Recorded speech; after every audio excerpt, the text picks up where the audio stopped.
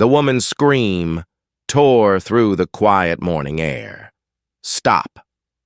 He didn't do anything, but the cold click of metal cuffs came before her plea could reach anyone's ears. Two young officers pinned an elderly man with silver hair to the ground, their knees pressing hard into his back. Coffee, splashed from the cup, knocked off the table, mixing with the glossy puddle beneath the early sun. His name was Miguel Alvarez, 74 years old, once the Chief Justice of the California Supreme Court, but to them, he was just a suspicious Latino sitting too long in a wealthy neighborhood. An hour earlier, Westwood had been peaceful. The first light of day filtered through eucalyptus trees, reflecting off cafe windows. Luna's Garden, the coffee shop Miguel had visited for the past 3 years, had just opened, the aroma of roasted beans drifting gently through the air. Luna Park, the young Korean-American owner, smiled as she saw his familiar figure appear through the glass. "You look better this morning," she said. He nodded slightly, adjusting his gray cardigan and silver-rimmed glasses. His hands trembled faintly, but his eyes remained sharp, as if still gazing at an invisible courtroom that existed only in memory. He chose his usual table by the window on the patio, where every morning he wrote a few lines for his memoir, The Weight of Justice. A brown leather notebook rested neatly beside his cup of coffee. On the first pages, he had written reminders to himself. Law only has meaning when people are treated equally. As he wrote, 2 police officers appeared across the street. Grayson Cole, white buzz-cut eyes, perpetually squinting as if judging everyone he saw. Beside him was Daniel Ruiz, Latino, younger, quieter. They stood watching the cafe for a few moments, exchanged words through the radio, then crossed the street. Luna frowned, a bad feeling tightening in her chest. "Excuse me," Sir Cole said as he approached, his hand resting on his belt where a black gun gleamed. "We received a report about a stranger sitting here for quite a while. Can I see some ID?" Miguel looked up, sunlight glinting off his lenses. "I'm a customer. I haven't left because I'm still writing." His voice was calm, though faintly surprised. Cole smirked. "ID, sir. Around here we have to be careful with loiterers." Ruiz glanced at his partner, uneasy, but said nothing. Miguel opened his wallet and took out his ID, his movements polite. "I live 4 blocks away. You can ask the owner." Luna stepped out from behind the counter. "He's a regular. He helped me when my business loan was denied." She spoke quickly, but Cole waved her off. "Please return to work. Ma'am, don't interfere." The words made Luna's expression turn to ice. "Interfere? With what? Are you humiliating an old man?" The air thickened. A few customers pulled out their phones and started recording. Miguel remained seated, both hands on the table. "I have nothing to hide, but I'd like to know on what grounds you consider me suspicious." His voice stayed deep and steady. Cole's face flushed. "When an officer gives an order, you comply. Stand up. Without cause, I will not." The sentence was a spark in a barrel of gasoline. Cole pulled out his handcuffs, his tone hardening. "I won't say it again." Ruiz stepped forward, intending to intervene, but Cole had already grabbed Miguel's wrist. A harsh thud rang out as the old man was pulled from his chair. Everything happened too fast. Coffee spilled, his notebook fell open, ink smeared across the words, "Justice requires courage." Luna screamed and rushed forward, but Ruiz held her back. "Don't," he whispered, guilt written across his face. Bystanders stopped, cameras raised high. In those frozen frames, Cole pressed the elderly man's head against the bench, locking his wrists behind his back. Miguel breathed heavily, but his gaze never left the face of the man restraining him. "Do you know what you're doing, officer?" "Detaining an illegal trespasser," Cole replied coldly. Ruiz picked up Miguel's ID to check, but when he read the embossed line, he froze. Miguel Alvarez, former Chief Justice, Supreme Court of California. The color drained from his face. He turned to his partner. Grayson let him go. "Let him go now." Cole frowned. What Ruiz held up the card, his voice breaking. "He's the former Chief Justice of the state."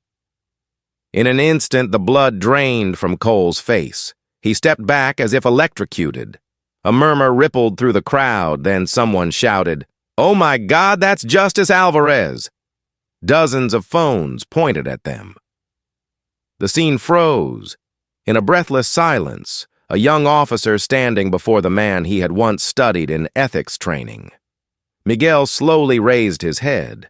His voice was low, but rang with authority like a gavel striking. "Perhaps next time, officer, you should check Google before you try to teach me the law." No one spoke.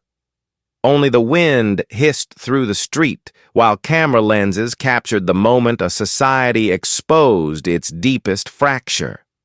Somewhere in the crowd, Luna whispered, as if to herself, "Maybe this is the day justice finally speaks." The next morning in Los Angeles was no longer peaceful. Every news outlet carried the same headline: "Police wrongfully arrest former California Chief Justice." The image of the elderly man handcuffed on a park bench flooded television screens and social media. The video spread millions of times within hours. Beneath the waves of angry comments, one question repeated over and over. If that can happen to a Chief Justice, what chance does an ordinary person have in a small apartment in Beverly Hills? Miguel Alvarez sat on a wooden chair, his trembling hands turning on an old radio. The broadcaster's voice came through steady and cold. According to reports, officers Grayson Cole and Daniel Ruiz have been placed on temporary suspension. The Los Angeles Police Department described the incident as an unfortunate misunderstanding. Miguel switched off the radio, his eyes blank. A misunderstanding. He murmured, his voice breaking they call humiliation. A misunderstanding. On the table, the notebook from the previous night still lay open, the ink-stained pages sticking together in layers. The unfinished sentence, "Justice requires courage," looked like a bitter joke. He closed it and set it aside. In that quiet moment, memories flooded back. 40 years ago, Miguel had been a young lawyer, the son of Mexican farm workers, often underestimated in court. Once a white judge had struck his gavel and ordered him to speak proper English in the middle of a trial. That day he had bowed his head and swallowed the insult, but in his heart he swore he would one day sit in that chair so no one else would have to endure such contempt again, and he did. For 2 decades as Chief Justice, he became known for fairness, integrity, and for standing with the powerless. But justice, it seemed, no longer stood with him. Now off the bench, all people saw was the white hair, the worn cardigan, no symbol of authority left. To the 2 young officers, he was just an old Latino man sitting in the wrong place. The doorbell rang. Luna Park stepped in her face, pale and exhausted after a sleepless night. "Sir, I'm so sorry. I should have stopped them sooner." She spoke quickly, setting a bag of fresh coffee on the table. "My cafe is being audited this morning. They say it's a routine check, but I know why." Miguel looked at her, his eyes softening. "Luna, this isn't your fault. The fault lies in a system that's forgotten how to see people." He poured coffee into 2 cups, the bitter scent filling the room. "They'll try to scare you to silence you. Don't let them win." She nodded, though her eyes were red. "People are calling for protests. They want you to speak, to address what happened. Will you, Miguel?" Stayed silent for a long time. Through the window, the Los Angeles sunlight fell across the rooftops, dusting his face in a golden glow.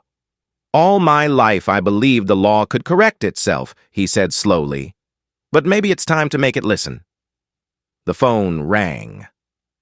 On the other end was his daughter, Lucia, a human rights attorney in San Francisco who had inherited her father's belief in justice. "I'm on my way, Dad. They're not going to bury this." Miguel smiled faintly, pride and sadness mingling in his expression. "You're always fiery, but remember, don't let anger cloud your reason." Lucia's voice came firm. "It's not anger, Dad. It's justice. Real justice." By evening, Miguel walked back to Luna's garden. He needed to see the place where it all began. The wooden door opened, the familiar aroma of coffee still lingered, but the air felt heavy. People filled the patio. Some recognized him and nodded respectfully. Others clasped his hands, whispering, "We're with you." In a corner, two reporters had set their recorders on the table. "Mr. Alvarez, do you have anything to say about what happened?" Miguel looked into the camera, then around the cafe, at the faces young and old, white and brown, all waiting. His voice was soft, but clear, each word deliberate.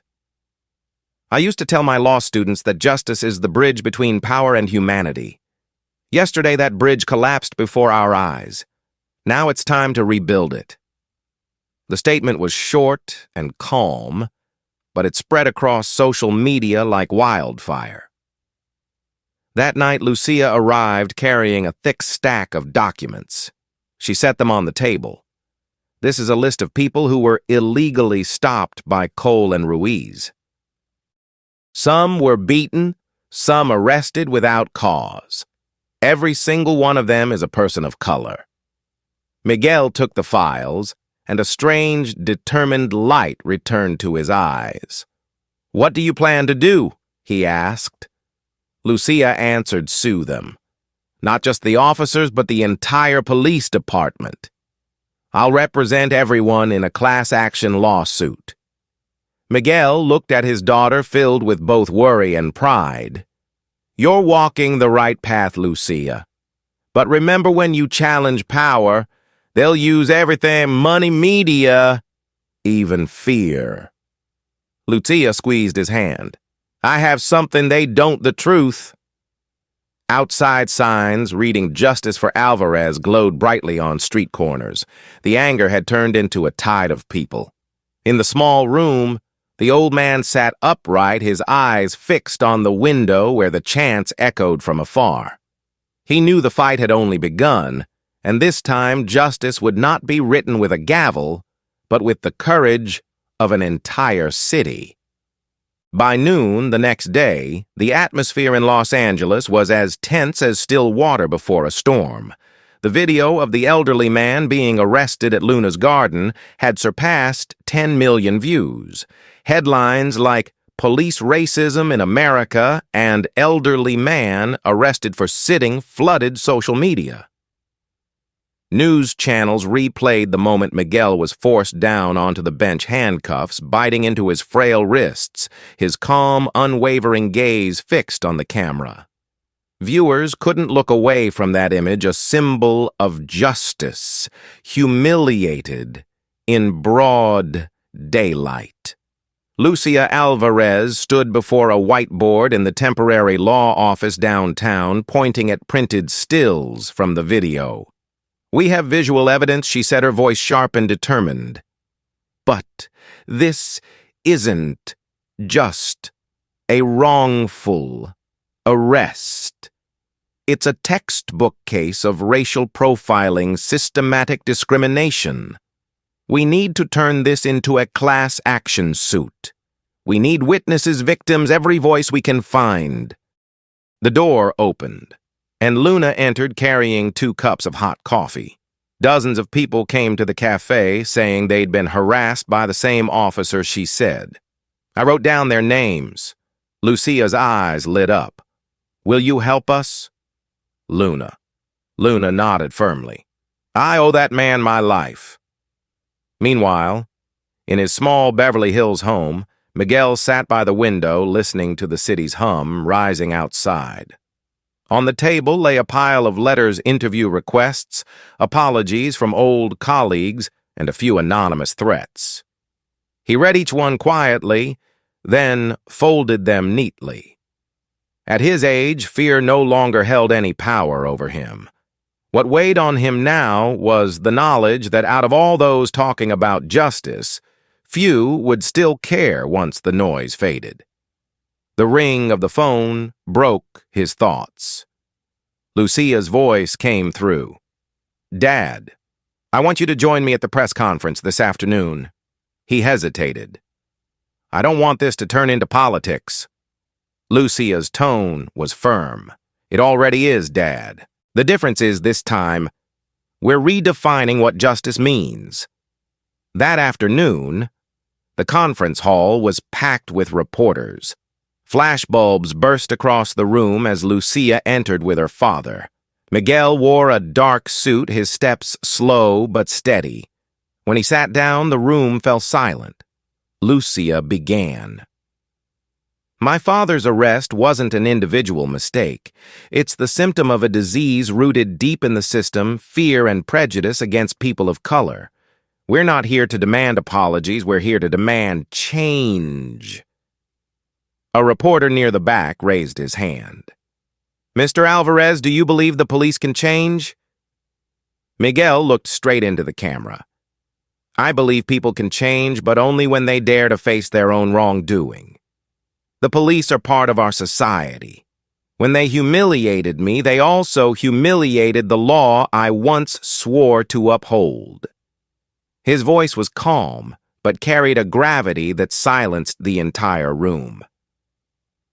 That evening, news programs replayed the press conference. On the screen, the image of the elderly man speaking about justice was placed beside the moment he was handcuffed. Thousands of comments poured in, overflowing with emotion. "This is America today. Justice needs courage." At the Los Angeles Police Department, tension hung thick in the air. Chief Robert Danner watched the video again in a closed meeting room. He frowned, his tone low. "Those two just blew up the whole department." His aide whispered, "Public pressure is calling for an investigation. If we don't act fast, the Justice Department will step in." Danner lit a cigarette, the flame reflecting in his tired eyes. "Suspend them for now. I'll handle the rest." Across town, Ruiz, the younger officer who had shown remorse, stared at his phone. Screen, watching the old man's face projected above a crowd of protesters. He sat frozen, the memory replaying in his mind. Miguel's calm eyes, Luna's scream, the sting of guilt that hadn't left him since that day. He opened a drawer and took out a small USB drive, a copy of internal emails containing vague orders to increase monitoring of unfamiliar residents in affluent neighborhoods. He took a long breath as if sealing his own fate. Elsewhere in the city, Miguel stepped onto his balcony. The night wind carried the scent of jasmine from the neighbor's garden. Camera flashes still flickered from the street below, but he paid them no mind. In his thoughts, old memories resurfaced one by one, courtrooms' faces of the wrongly convicted, the reform plans he had written but never finished. He knew his time was running short, but perhaps this was the moment to deliver his final words to justice, not through a gavel but through the story of his own life. Somewhere in a small apartment, Lucia was still working tirelessly. A new message appeared on her phone. "I have internal evidence. Meet me. Dr." Lucia frowned. Dr. Daniel Ruiz. She looked up, heart pounding. The story had just entered a new chapter. That night, the city did not sleep. The sound of police sirens mixed with chants of justice for Alvarez, rising from the central square. In the crowd, banners bore the image of the silver-haired man, his eyes bright and resolute, gazing toward the future. A future where justice must be redefined not by power, but by the courage of those willing to face the truth. Thursday morning, Los Angeles lay under a soft drizzle. Along the road leading to the Los Angeles Tribune building, umbrellas crowded together in a rush of commuters. On the 6th floor, Lucia Alvarez waited in a small meeting room, a thick folder and an open laptop in front of her. Outside, the steady tapping of rain on the window sounded like a countdown to something about to explode. The door opened, and Daniel Ruiz stepped in his police uniform, replaced by a dark coat, his eyes tired but resolute. He glanced around and asked quietly, "No one knows I'm here, right?" Lucia replied firmly. "Not yet, and I'll keep my word." Ruiz sat down, his hand tightening around a small silver USB drive. He placed it on the table and said with a trembling voice, "These are the internal emails from the department. They include orders from higher-ups increase patrols and stop unfamiliar individuals in the Westwood and Brentwood areas. Pay special attention to residents of Latin and African descent." He looked up at Lucia, regret written deeply in his eyes. "You know, we used to call it a soft security policy, but in truth, it's institutionalized racism." Lucia drew in a deep breath, tapping her fingers lightly on the table. "Do you realize what you're doing? If I release this, you'll lose your job?" Ruiz gave a bitter smile. "I lost my conscience a long time ago. Now I just want to get it back." That afternoon, Lucia brought the evidence to her father.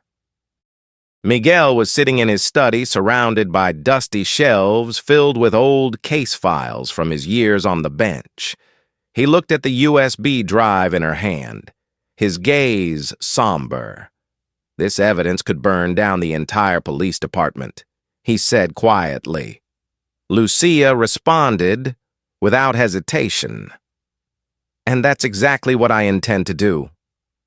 Miguel nodded slightly, but couldn't hide the worry in his eyes. "You have to understand, justice isn't only about punishment. It's also about giving people the chance to change. If you use this just to destroy them, the system will create more men like Grayson." Lucia met his eyes. "Dad, justice can't be born from silence. People only change when they're forced to face accountability."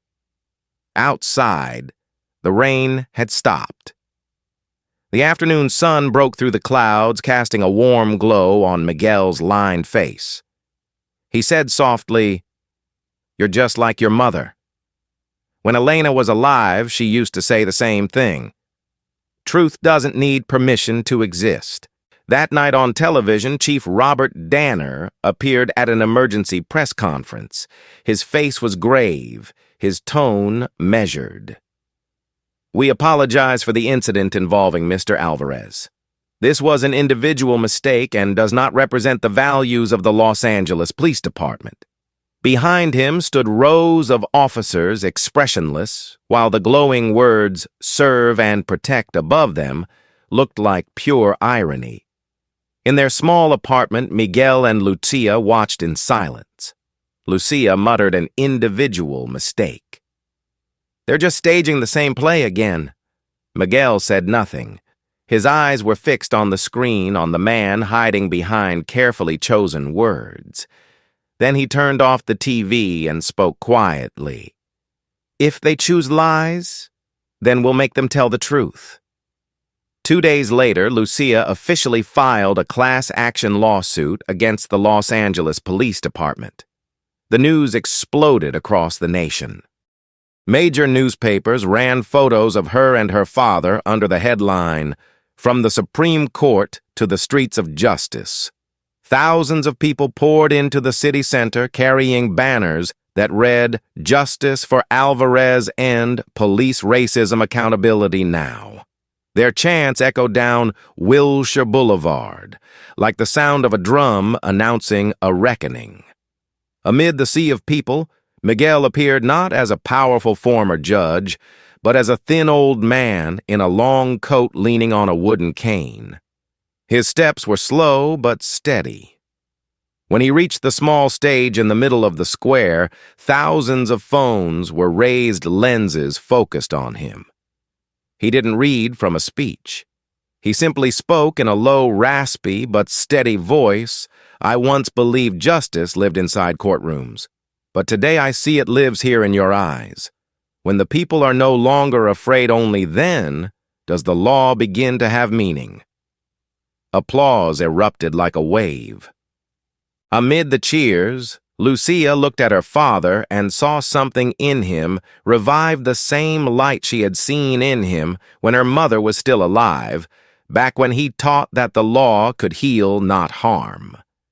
In the crowd, Ruiz stood quietly with his hood pulled low, his face half hidden. Watching the old man, he felt a small weight lift from his chest. Somewhere in the city's dark corners, Grayson Cole watched the news, his hand clenched white around a bottle, before hurling it against the wall glass, shattering. He shouted, "Just an old man. It's all lies." But deep down, he knew the real lie wasn't in the video. It was in the hands that once tightened those cuffs around an innocent man's wrists. Night fell, and Los Angeles glowed beneath thousands of phone lights. Crowds still filled the square, unwilling to leave. At their center, Miguel closed his eyes, listening to the sound of voices rising like the heartbeat of a city awakening. He understood now that this fight was no longer about personal dignity. It had become a symbol for everyone who had ever been treated unfairly because of their color, their age, or their heritage. And within him, a new thought took shape. Clear as a vow whispered into the night. If they once arrested me for writing the law, then now I will rewrite it for all those who have never been heard by justice. The next morning, the Alvarez and Associates office was packed. Lucia Alvarez walked through the hallway lined with stacks of papers, her eyes fixed on the laptop screen displaying hundreds of emails supporting the lawsuit.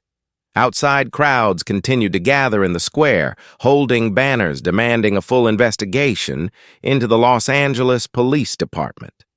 Sunlight streamed into her office, but it couldn't erase the exhaustion etched on her face. She had stayed up all night with her legal team compiling testimonies from victims, people who had been stopped, detained, or humiliated simply because of their skin color. On her desk, a framed photo of her mother, Elena Alvarez, smiled softly, her warm eyes radiating strength. Lucia closed her eyes, remembering the day her mother died of heart disease, the same day her father announced his retirement. He had said justice doesn't disappear, it just needs someone else to carry it forward. Today, she was carrying it. The door opened quietly. Miguel stepped in holding a cup of coffee, his frame thinner than before. "You haven't slept, have you?" he asked, his deep voice calm. Lucia smiled faintly. "How could I sleep when the whole city is waiting for justice?" He set the cup on her desk and glanced at the thick files stacked high. "You've entered the battlefield, Lucia. But remember, not everyone wants justice to win." Her reply was firm. "Then we'll make them want it." Meanwhile, at police headquarters, Chief Robert Danner strode quickly down the hall, trailed by two aides. In the conference room, major newspapers were spread across the table, the Los Angeles Tribune, the Washington Herald, CNN, all bearing the same headline, "Class Action Lawsuit Targets LAPD for Systemic Racism." He slammed his hand on the table. "I want this gone in 3 days. Find a way to negotiate with Alvarez. If they refuse, we'll hit back through the media." His aides bowed their heads in silence. Across the city, In his dim apartment, Ruiz sat by the window, reading through the copies of the data he had given to Lucia. Each line felt like a blade cutting into his conscience. Increase patrols in gentrified zones. Discourage non-residents from frequenting upscale shops. He knew what he had done risked not only his career, but his life. His phone buzzed. A message from an unknown number flashed on the screen. "Keep quiet. Ruiz, or you'll regret it." His heart sank, but then he remembered Miguel's calm, resolute eyes that day. He deleted the message, opened the window, and let the noon sunlight pour in. That afternoon, Lucia gathered her legal team for a strategy meeting. On the whiteboard, she drew a chart. "Our goal is to prove the existence of discriminatory directives within the department. The evidence from Ruiz is our key, but we need more witnesses to strengthen the case." A young attorney spoke up. "If we can get testimony from a senior officer, this case will be undeniable." Lucia nodded. "I know who that person is." That evening, she visited her father. Miguel was sitting in his study reading through old case files he had written years ago. He looked up as she entered. "Do you realize what you're taking on? This isn't just about the police. It's about the entire structure of power, politics, media, even people who used to be my colleagues," Lucia answered firmly. "That's exactly why they need to be exposed." He sighed deeply. "You'll lose more than you think: your career, your friends, maybe even your reputation. They'll try to destroy you." Lucia met his gaze with a small, determined smile. "You once told me the law doesn't need pity, only people brave enough to stand for the truth. If I'm afraid, then I don't deserve to be your daughter." Miguel was silent for a long moment before saying quietly, "Then remember this: true justice doesn't come from a courtroom. It comes from the courage of those who believe it deserves to exist." 2 days later, Lucia was summoned to an emergency hearing at the federal courthouse. Reporters crowded the hallway. As she entered, every eye turned toward her. Across the aisle, the city's lawyers sat in a neat row, their suits perfectly pressed. In the back row, Miguel watched quietly, his face filled with pride and a hint of worry. Lucia began, her voice steady and clear. "Your Honor, my client, Mr. Miguel Alvarez, was wrongfully arrested. But this is not just an individual mistake. It is the consequence of a system designed to distrust and demean people because of their color, and that system must be held accountable." The courtroom fell completely silent. Her words echoed like thunder.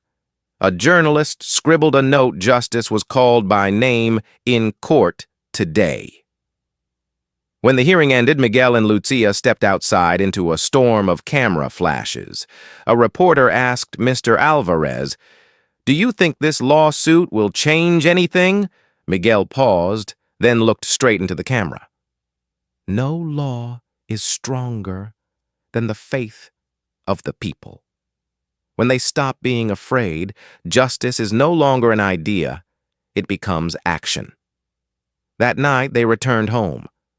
Lucia sat by the window watching the city lights flicker in the distance. She knew the battle had only just begun. In the next room, Miguel opened his old notebook. On the newest page, he wrote a single line in blue ink. "The day my daughter stood up for justice, that was the day I knew justice was still alive." 3 days after the hearing, Los Angeles erupted in a fever for justice. From the poor neighborhoods in the east to the financial district downtown, the slogan, "Justice for Alvarez," appeared everywhere, painted on walls, hung from windows, and stretched across city squares. But amid the wave of public support, unseen shadows had begun to move. In her office, Lucia Alvarez sat staring at her screen.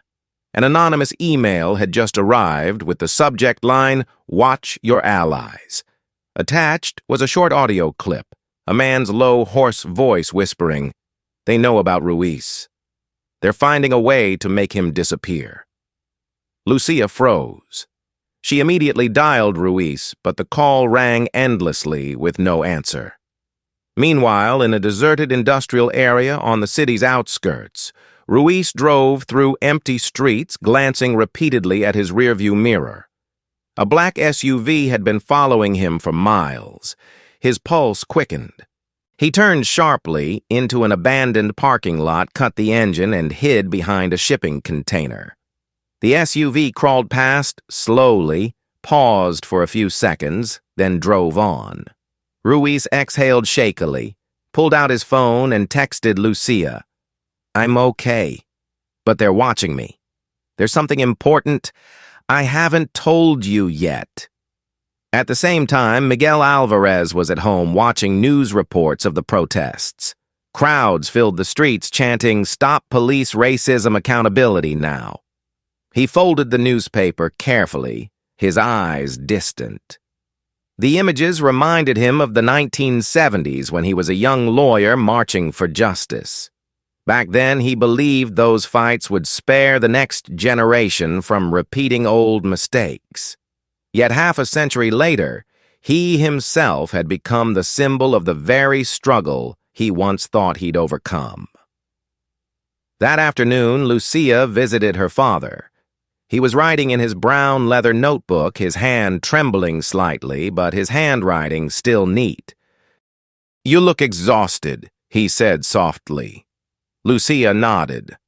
"I got word that Ruiz is being watched. They might be trying to scare him into silence." Miguel frowned. "Can you protect him?" Lucia replied, "I'll get him into temporary witness protection. But more importantly, he says he has new evidence. It might be the missing piece we've been waiting for." Suddenly, the doorbell rang. Luna Park stood outside, holding a crumpled piece of paper. "Mr. Alvarez, they just sent me an order to temporarily close my cafe for business violations." "I know it's retaliation." Her voice trembled, but her eyes were steady. Miguel pressed his lips together. "You've already sacrificed enough. Don't let them destroy your dream." Luna shook her head. "If you stop now, everything you endured will mean nothing. I'd rather lose my cafe than let them win." That night, Miguel couldn't sleep. Outside, sirens wailed and the chants of protesters echoed through the streets. He got up and stepped onto the balcony. From there, he could see red police lights flickering in the misty distance. Pride mixed with fear in his chest. He knew this fight was no longer his alone. It belonged to the younger ones, to Lucia, to Ruiz, to Luna, who were all carrying the torch of the legacy he once represented.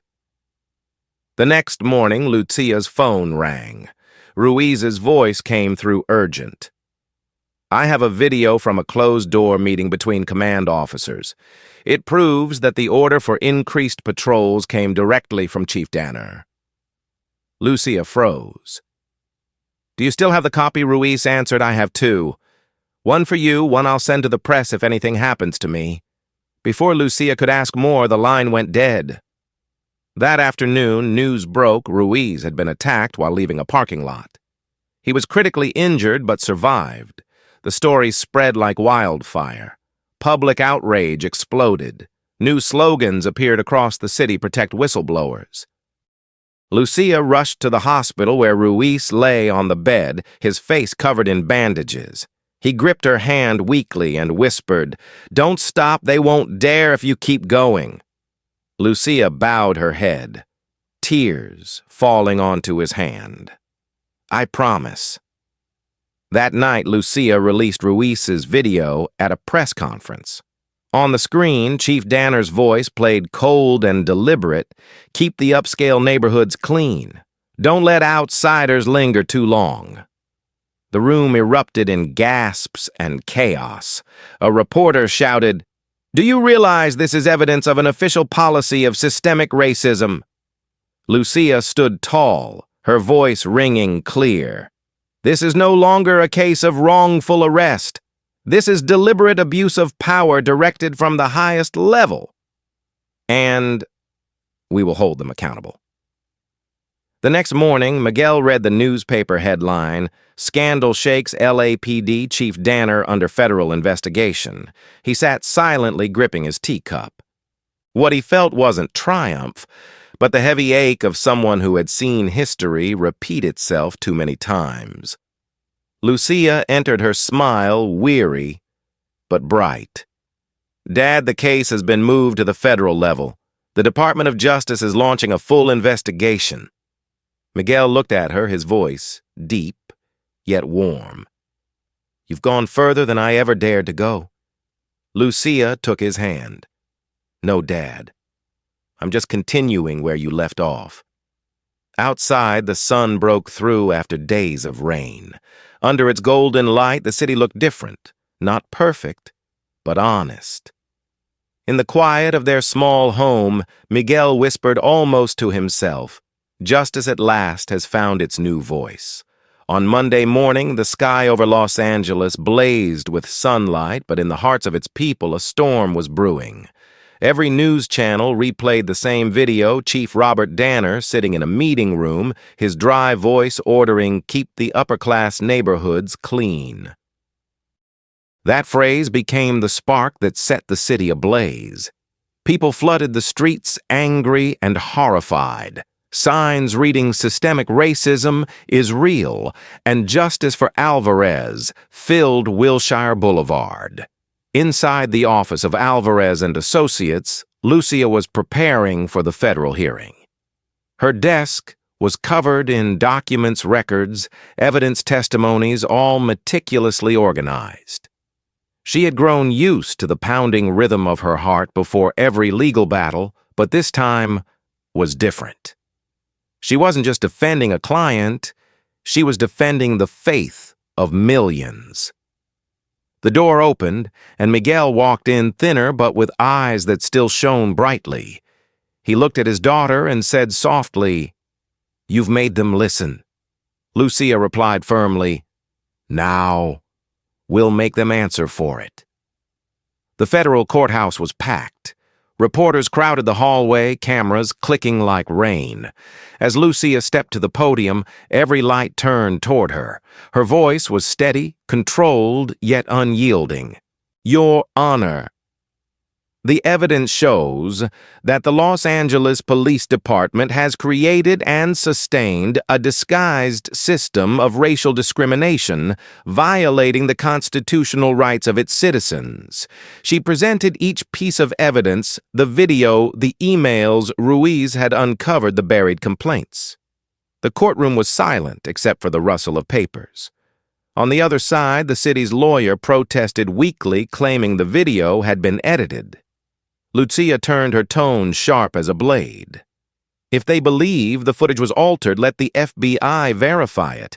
And if it's real, Chief Danner will answer to justice and to the nation."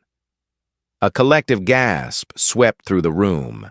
Danner sat in the back row, his face pale sweat beading on his forehead. After the hearing, Lucia stepped outside into a sea of journalists. One asked, "Do you think you're shaking the foundation of the entire system?" She replied simply, "If a system cannot stand before the truth, then it deserves to fall." That evening, the Alvarez home glowed with light. Miguel sat by the window, listening to the wind in the trees. He watched his daughter preparing her speech for the next day's press conference, pride and worry mingling in his heart. "You're stirring up a hornet's nest," he warned. "The people you're exposing aren't just police officers, they're politicians, judges, corporations. They will strike back." Lucia looked up, her expression calm. "I know. But if they want to put out the fire, it means it's burning where it should." Meanwhile, across the city, Chief Danner sat in his office, drinking and staring at the television broadcasting his downfall. Once hailed as the city's hero, he was now the face of deceit. The door burst open, and a young aide entered, speaking in a low voice. "The FBI just announced a criminal investigation. They're seizing all internal records." Danner hurled his glass to the floor, the crash echoing through the room. "Get out!" he roared, before collapsing into his chair, his eyes hollow. The next day, thousands gathered outside City Hall. They demanded Danner's removal and a complete overhaul of the police department. Among the crowd, Miguel and Lucia climbed the wooden stage. Luna Park stood just below, holding a banner high. Ruiz, his arm still bandaged from the attack, appeared unexpectedly and joined them. When he took the microphone, a wave of cheers swept through the square. "When I joined the police force, Ruiz said I was taught that my duty was to protect. But the system turned me into a threat to the very people I swore to defend. I'm sorry, and I'm ready to testify so that this truth can never be buried again." The square fell silent. For a moment, then erupted in thunderous applause. Lucia placed a hand on his shoulder and said, her voice trembling with emotion, "You didn't just save yourself. You saved our faith." That afternoon, the governor of California's office released a statement. The Los Angeles Police Department would be placed under special oversight, and an independent investigation committee was being formed with Miguel Alvarez invited as an honorary advisor. When reporters asked how he felt, he answered softly, "I don't need a title. I just need to know that one day the people of this city can look at the police and feel safe, not afraid." That night, when the crowd began to disperse, Lucia and her father stayed behind in the square. Neon lights reflected off the wet pavement after the rain. In the distance, a group of young people sang the old song, "We Shall Overcome." Miguel smiled faintly, his voice raspy with emotion. "You see, justice isn't a monument. It's the people standing in the rain still singing." Lucia took his hand. "You taught me how to believe. Now it's my turn to teach them how to rise." Above them, the clouds began to part, revealing the first light after days of storm. Miguel looked up, whispering to himself, "This is not the end of justice. This is only the beginning." A week later, Los Angeles had changed. The sea of protesters had thinned, but the tension still lingered in the air, a quiet unease, as if the city were waiting for the next storm.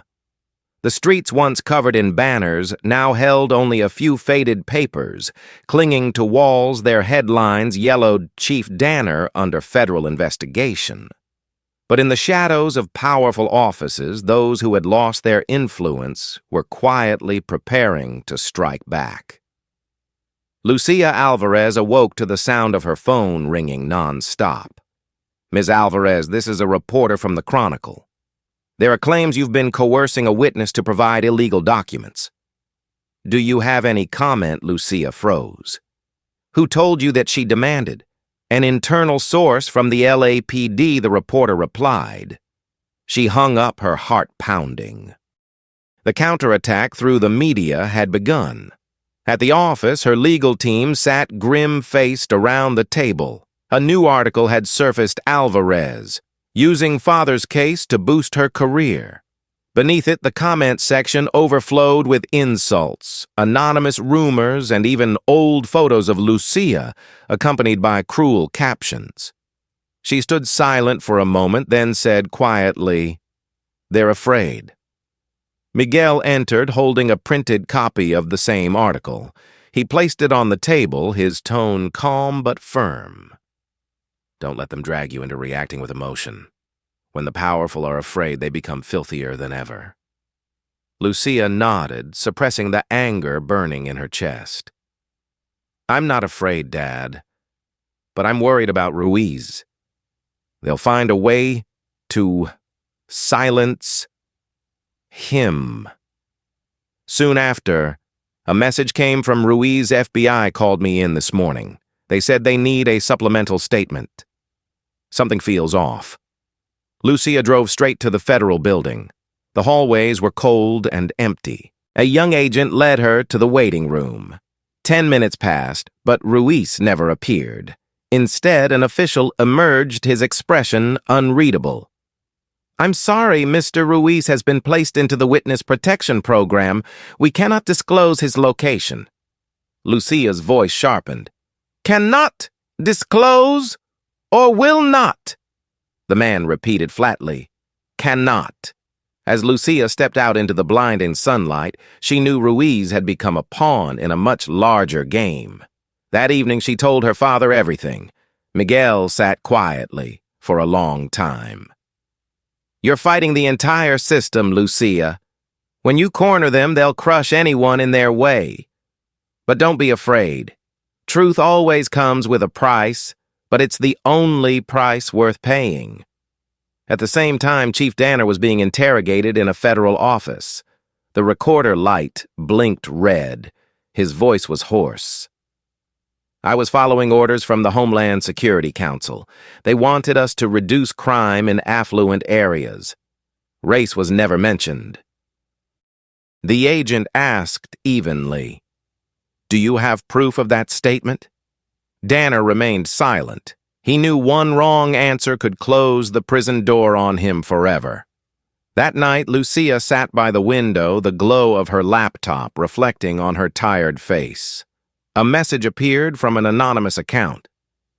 "If you want proof that Danner has protection, come to Griffith Park tomorrow night, 10 o'clock. She read it over and over, her heart racing. Miguel emerged from his study, noticing her tense expression. More news. She showed him the screen. "It could be a trap, but I have to go." He studied her for a long moment, then nodded slowly. "If you go, you don't go alone." The next night, Griffith Park was shrouded in fog. The streetlights flickered dimly as the wind howled through the trees. Lucia arrived with Luna, who insisted on accompanying her. From the mist, a tall man appeared wearing a brown coat and a hat pulled low over his face. He handed Lucia a thick envelope. "Inside is a list of people within the justice system who received money from the Police Protection Fund, Danner among them, and 2 federal judges." Lucia froze. "Who are you?" The man gave a faint, tired smile. "Call me someone who once believed in justice like your father." Then he turned and vanished into the fog. Lucia stood still, her heartbeat echoing in her chest. Luna asked quietly, "What do we do with this?" Lucia gripped the envelope tightly. "We're not just fighting the police anymore. We're fighting the courts." The next morning, Miguel woke early. He saw his daughter preparing the new case files, her eyes shining with resolve. "You know what you're doing?" he asked. "I do. And I know they'll hate me more than ever," she replied. Miguel smiled faintly. "If they hate you, it means you're right." By noon, Lucia released the new documents to the press. The city exploded. National networks ran the headline, "Corruption reaches the bench, new evidence in Alvarez case." A reporter shouted, "Do you have the legal right to publish this information?" Lucia answered firmly, "What's legal and what's right don't always align, but the truth always exists." That night, Miguel sat alone in his library, the warm glow of his desk lamp falling on his old leather notebook. He wrote, "When my daughter awakened justice from its long sleep, I knew my life had not been in vain." He lifted his gaze, his eyes glimmering like fire. Outside, the city buzzed with chaos, but within him, something sacred was growing the quiet, unshakable belief that no matter the cost, truth would no longer be buried in silence.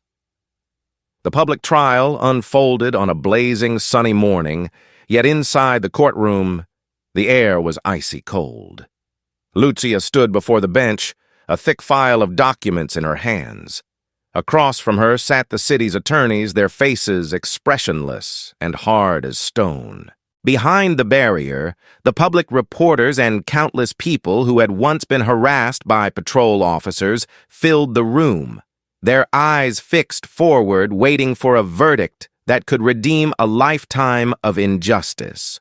When Daniel Ruiz took the witness stand, the scars from his attack were still visible on his body.